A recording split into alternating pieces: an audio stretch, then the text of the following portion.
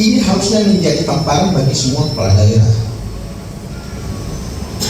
Hasil-hasil yang ini sebesar 80,10 ya, 80,10 itu artinya kepuasannya melampaui standar minimal ya Bapak Dr. Lawrence ya. Nanti Bapak Dr. Lawrence yang akan menjelaskan di balik angka-angka ini apa makna dari 80,10 itu bagaimana kemudian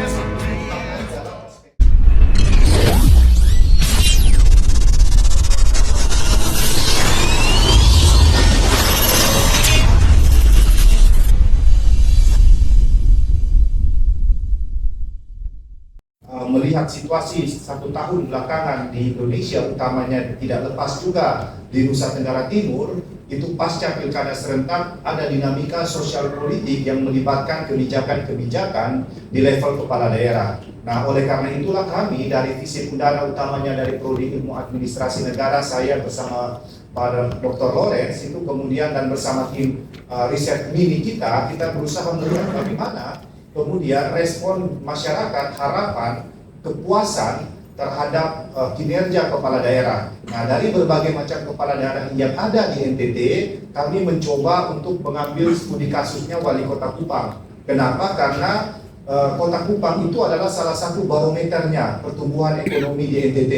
Yang kedua, untuk melakukan survei kepuasan secara lokasi penelitian jauh lebih memadai di Kota Kupang karena kepadatan penduduk dan jumlah dan juga lokasi yang mudah dijangkau. Nah, nanti apakah nanti di tahun-tahun mendatang kami akan memperluas ini kepada kepala-kepala daerah lainnya sebagai bentuk pembelajaran atau informasi kebijakan kepada publik dan kepala daerah berupa advokasi, nanti kita akan coba di tahun-tahun mendatang. Tetapi tahun ini kami mencoba untuk kemudian melakukan survei kepuasan masyarakat terhadap wali kota dan wakil wali kota, karena bagaimanapun yang ketiga kita semua ini adalah warga Kota Kupang. Yang dari manapun kita berasal, dari manapun kita berada, kita sudah menjadi warga Kota Kupang. Sehingga kemudian kami riset-riset semacam ini menjadi penting untuk memberikan input terhadap tata kelola pemerintah, utamanya di pemerintah Kota Kupang dalam menyongsong tahun-tahun mendatang yang lebih optimis. Apalagi kita semua paham benar bahwa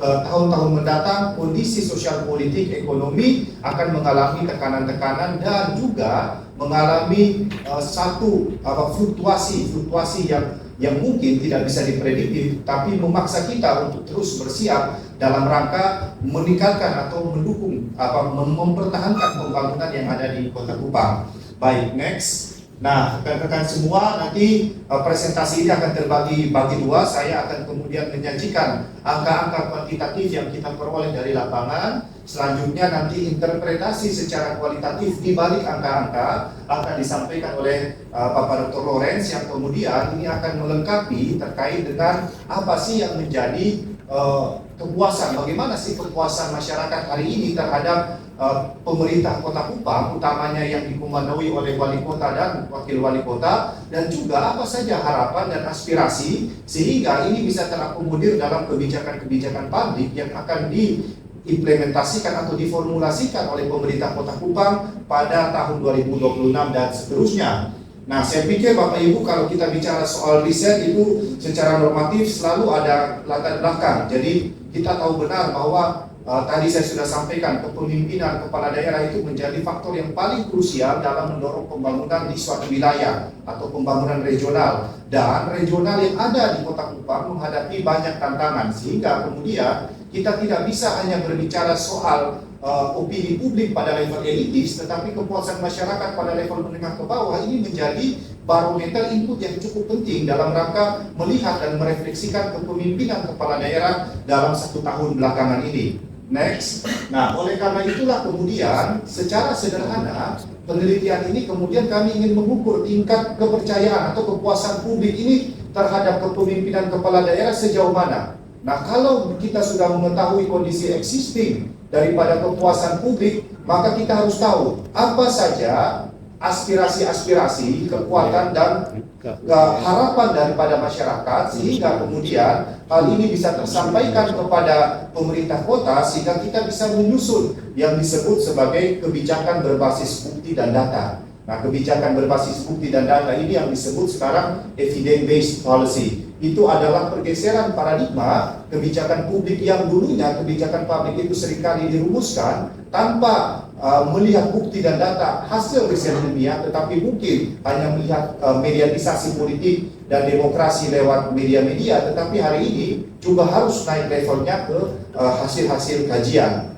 Selanjutnya, next. Nah, ini pertanyaan penelitian kita ingin melihat sejauh mana masyarakat percaya dan puas terhadap kepemimpinan wali kota dan wakil wali kota kita. Nah, faktor apa saja yang kemudian membentuk persepsi publik, dan yang terakhir apa saja aspirasi masyarakat untuk arah pembangunan selanjutnya. Sehingga kemudian kita tahu benar isi hati warga kota ini, kalau untuk Kota Kupang ini isu-isu strategik yang mereka inginkan itu apa saja.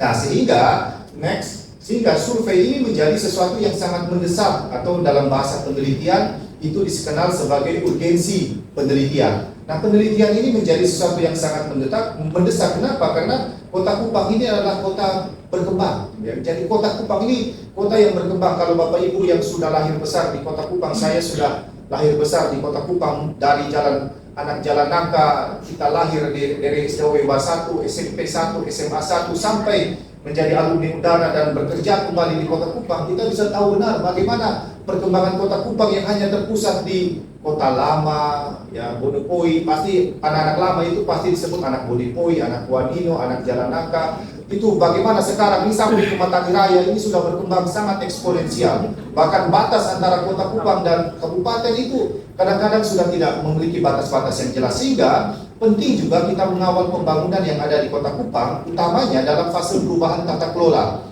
Yang kedua adalah kita juga membutuhkan pemerintahan yang pengukuran yang sifatnya objektif, ya, sehingga tidak sifatnya subjektif. Ini rasa saya, ini pikiran saya, tapi kita harus tahu bagaimana masyarakat sebagai pemilih ruang demokrasi itu juga mencerminkan refleksi dan harapan mereka terhadap pembangunan yang ada di Kota Kupang. Yang ketiga, itu kita melakukan survei ini memberikan legitimasi sosial. Ya, ini legitimasi sosial bagi kebijakan publik ini menjadi suatu hal yang sangat penting. Tanpa legitimasi sosial, maka kita bisa bercermin bagaimana kondisi sosial politik Indonesia dalam 1 tahun terakhir. Makanya kemudian survei ini menjadi legitimasi sosial, memberikan dasar teknokratis bagi percepatan pembangunan tahun kedua. Dan yang terakhir, data ini bukan sekedar evaluasi, tetapi kita harapkan juga membantu pemerintah kota dalam memberikan kompas kebijakan untuk pembangunan yang berkelanjutan. Nah, selanjutnya, kita masuk ke konteks Kota Kupang. Nah, Kota Kupang ini mewarisi persoalan struktural, ya. Jadi kita punya persoalan ini lintas rezim. Kalau persoalan struktural itu dia sudah lintas rezim, lintas generasi. Nah, ini kita ingin tahu dari berbagai macam persoalan struktural, harapan masyarakat yang paling utama ini yang mana? Mereka mau apa? Nah, sehingga kemudian kepemimpinan yang baru ini bisa meletakkan fondasi-fondasi yang bagus untuk kemudian bisa mendorong percepatan transformasi pembangunan yang ada di Kota Kupang. Nah, selanjutnya Bapak Ibu, ini adalah next. Nah, ini metode penelitian. Selalu di dalam riset apapun kami menetapkan metode. Di mana-mana kalau metode survei kepuasan masyarakat itu kita menggunakan deskriptif kuantitatif, ya, yang sifatnya single variable atau disebut sebagai univariat, karena variabelnya hanya survei kepuasan masyarakat. Dan di dalam pelaksanaan penelitian kami itu teknik sampling yang kita gunakan adalah multi stage cluster random sampling. Jadi sampel bertingkat, ya. Kenapa? Karena kita ada level kota, level kecamatan, level kelurahan. Dan juga kita melakukan perhitungan sampel yang kemudian itu bisa mewakili keragaman populasi yang ada di Kota Kupang, utamanya masyarakat yang 17 tahun ke atas pada 6 kecamatan. Maka kami dapat sekitar 576 responden. Ya, instrumen kita gunakan juga merujuk kepada Permen 4 RB nomor 14 tahun 2017 yang memberikan kita rambu-rambu untuk kemudian menyusun indikator variabel kepuasan masyarakat dalam survei kepuasan masyarakat, yang kemudian dari beberapa indikator itu kami juga berdiskusi dan mengadaptasikan sesuai dengan konteks penelitian dan kebutuhan penelitian. Maka lahirlah 4 indikator utama. Yang pertama adalah indikator trust atau kepercayaan. Mereka percaya tidak terhadap pemerintah kota dan wali kota sebagai kepala daerah. Bagaimana responsivitas. Jadi kalau ada keluhan, cepat tidak daya tanggapnya. Akuntabilitas, bisa tidak kebijakan-kebijakan itu dipertanggungjawabkan dengan basis rasionalitas yang memadai. Dan yang terakhir, kepemimpinan. Bagaimana warga Kota Kupang ini memandang pemimpin mereka. Ini menjadi sesuatu yang penting untuk kita pahami bersama dalam survei ini. Selanjutnya, ini adalah sebaran sampel yang kita lakukan ya. Ada jenis kelamin, Bapak Ibu di situ hampir 55% itu adalah perempuan. Karena ini menunjukkan bahwa tren ke depan gender perempuan akan menentukan arah kebijakan kota. Jadi tidak bisa kita hanya menentukan kebijakan itu berbasis perspektif maskulin laki-laki, tetapi feminin itu juga akan menjadi tren-tren baru di masa depan. Lalu dari segi pendidikan, SMA memang rata-rata masih yang menjadi dominasi karena itu mencerminkan kontur pendidikan warga Kota Kupang yang memang mayoritas masih SMA. Lalu berikutnya yang menarik adalah responden ini berusia 21 sampai 30. Ini mencerminkan keragaman perubahan demografi generasi. Jadi Kota Kupang ini akan ke depan ini lebih banyak gen Z ya, gen X, gen Z, mungkin milenial tahap kedua, tapi gen-gen yang ke bawah itu kemudian akan tergantikan dengan mayoritas dominasi ini. Pekerjaan itu beragam Bapak Ibu, rekan-rekan. Jadi artinya pada titik ini sampel yang kita susun itu mewakili keragaman konteks dan demografi yang ada di Kota Kupang, sehingga dengan demikian memenuhi standar kuantitatif. Meskipun tidak bisa dipungkiri dalam penelitian kuantitatif selalu ada namanya margin of error atau bias. Tetapi dalam pemilihan responden kami berusaha meminimalisir margin of error itu di bawah 10%, sehingga kemudian generalisasi temuan kami bisa memberikan validitas kebenaran di atas minimal itu 90%. Oke, next. Nah, ini hasil olah data. Jadi kami langsung saja ke hasil olah data karena kalau teknis itu pasti akan panjang sekali secara metodologi. Tetapi secara hasil penelitian olah data yang kami lakukan, itu kami menemukan bahwa kualitas atau survei kepuasan masyarakat pemerintah kepala daerah wali kota Kupang itu sebesar 80,10 ya, 80,10 itu artinya kepuasannya melampaui standar minimal ya Bapak Dr. Lawrence ya. Nanti Bapak Dr. Lawrence yang akan menjelaskan di balik angka-angka ini apa makna dari 80,10 itu, bagaimana kemudian itu dimaknai dalam perspektif kepemimpinan dan harapan masyarakat Kota Kupang. Nah, makna hasil ini adalah ini mencerminkan arah kepemimpinan publik yang dapat diterima. Jadi kepala daerah kita hari ini kemudian secara kepemimpinan itu dapat diterima oleh pemerintah atau oleh warga Kota Kupang, dan dia memiliki legitimasi sosial di mana ternyata 65,28% responden kita tidak menyebutkan kelemahan kepemimpinan. Jadi di dalam proses pengumpulan data itu kemudian kita menyusun kuesioner itu kita masukkan di dalam Google Form itu kemudian kita minta kepada para responden untuk mengisi, dan ternyata hampir sebagian besar atau 65,28 responden itu tidak menyebutkan adanya kelemahan. Jadi walaupun kami memberikan pertanyaan, mereka tidak memberikan, artinya bahwa publik merasa ada arah baru, ritme baru, dan energi baru. Nah, ini yang harus dijaga di tahun-tahun mendatang, karena pembangunan yang positif itu berasal dari kepercayaan publik yang kuat. Sehingga di sini kepercayaan publik menjadi modal utama percepatan kebijakan dalam rangka mendukung pembangunan yang ada di Kota Kupang. Nah, tentu kami tidak memungkiri bahwa meskipun hasil kepuasan masyarakat secara agregat pada level Kota Kupang menunjukkan angka yang baik, tentu kami sebagai tim peneliti harus jujur bahwa terdapat variasi kepuasan pada setiap level kecamatan. Nah, karena tentu Kota Kupang berasal memiliki 6 kecamatan dengan keragaman demografi yang luar biasa, dengan luasan geospasial setiap kecamatan yang tidak bisa diukur sama rata sama rasa, maka kemudian ini ada beberapa indikator. Jadi kalau kita lihat di sini hampir rata-rata ya 4 kelurahan itu nilainya 80. Tetapi tentu ada 4 kecamatan, tapi tentu ada 2 kecamatan yang kemudian itu masih tergolong baik, tapi dia di atas sedikit. Dan kata baik paling minimal itu sesuai dengan standar survei kepuasan masyarakat itu adalah 76 ya Bapak Dr. Lawrence ya, 76. Jadi memang masih termasuk baik, tapi rentannya relatif sangat mepet, sehingga kemudian persepsi masyarakat itu sifatnya fluktuatif. Artinya bahwa dari data ini memang secara umum itu stabil pada semua kecamatan, dengan Kelapa Lima dan Kota Lama berada pada skor tertinggi, dan kecamatan, tetapi kecamatan-kecamatan ini yang memiliki nilai-nilai yang relatif di bawah 80 menegaskan adanya tantangan struktural. Nanti apakah tantangan struktural yang dimaksud itu seperti apa? Nanti kita akan mendengarkan dari Bapak Dr. Lawrence, yang kemudian pada hakikatnya ini menegaskan ada pemerataan perhatian kepemimpinan. Artinya meskipun tahun pertama tahun yang tidak mudah bagi kepala daerah yang baru, bukan petahana ya, kepala daerah yang baru terpilih masih bisa mempertahankan stabilitas dalam hal kepuasan masyarakat pada setiap kecamatan. Nah, ini adalah grafik analisis next. Ini grafik analisis survei kepuasan per dimensi. Jadi ada dimensi gaya kepemimpinan, ada indikator gaya kepemimpinan tadi, ada kinerja pemerintahan, lalu ada representasi dan keadilan sosial. Kira-kira ini menyentuh tidak, orang rasa adil tidak? Jangan sampai perhatian pada satu titik dan tidak pada titik yang lain.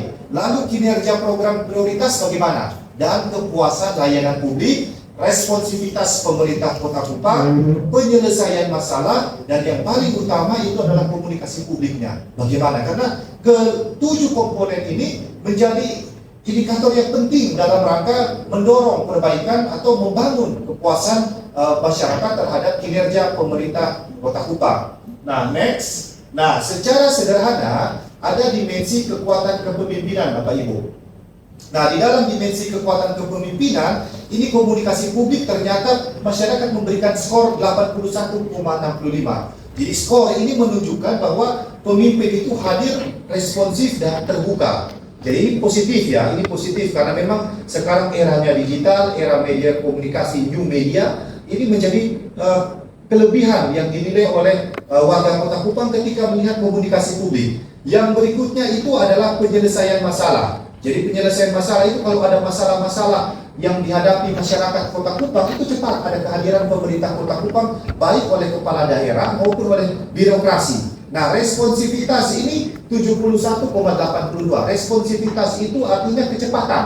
Jadi kalau ada keluhan seberapa cepat pemerintah kemudian bisa merespon dengan berbagai macam tantangan struktural maupun tantangan birokrasi. Ya, ternyata pelayanan makin cepat dan terkoordinir meskipun ini masih ada ruang-ruang perbaikan yang perlu didorong pada tahun-tahun mendatang sehingga kemudian ini bisa menjadi sesuatu yang optimal. Nah, trust atau kepercayaan, legitimasi itu masih di angka 79 sampai 84 dengan keragaman pada tingkat kecamatan maupun kelurahan, menunjukkan bahwa pada tataran yang paling rendah itu meskipun nilai 79 yang paling rendah, tetapi secara survei itu sudah legitimasi sosial yang kuat. Nah, ini sinyal positif di tahun awal. Tetapi ini juga menjadi penanda bahwa kinerja yang baik tetap harus dipertahankan dan bahkan harus ditingkatkan pada tahun-tahun mendatang sehingga kecepatan perbaikan pembangunan di Kota Kupang itu terasa pada level akar rumput atau masyarakat pada level menengah ke bawah. Nah, next, ini adalah ya tabel hasil analisis SKM per dimensi untuk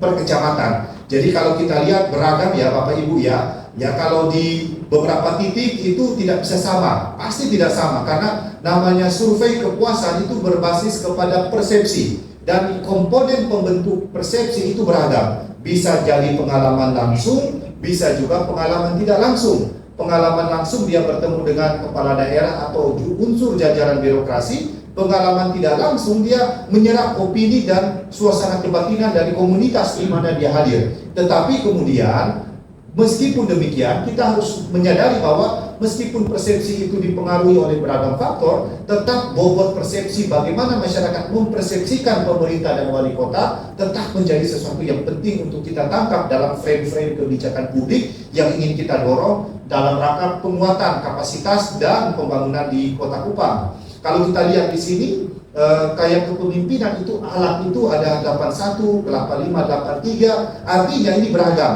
Tetapi pada komponen-komponen ini bisa memberi input kepada pemerintah Kota Kupang. Oh, ada skor-skor yang harus diperbaiki. Misalnya dalam representasi dan keadilan. Ya, kecamatan di teman-teman warga di Alak mungkin merasa mereka perlu lebih banyak perhatian dalam representasi karena memang banyak hal-hal atau komponen-komponen faktor pengurang. Misalnya di sana ada tempat pembuangan akhir TPA. Itu faktor pengurang persepsi. Sehingga mungkin ada hal-hal yang perlu diperbaiki atau hal-hal yang perlu ditingkatkan sehingga bagi mereka merasa ada hal-hal yang perlu diperhatikan. Nah, ini nanti yang akan dijelaskan oleh Pak Dr. Lawrence Serani. Nah, next. Nah, ini grafik hasil analisis per dimensi. Jadi kalau per dimensi itu beragam ya, ada trust, ada responsivitas ini untuk tingkat kepemimpinan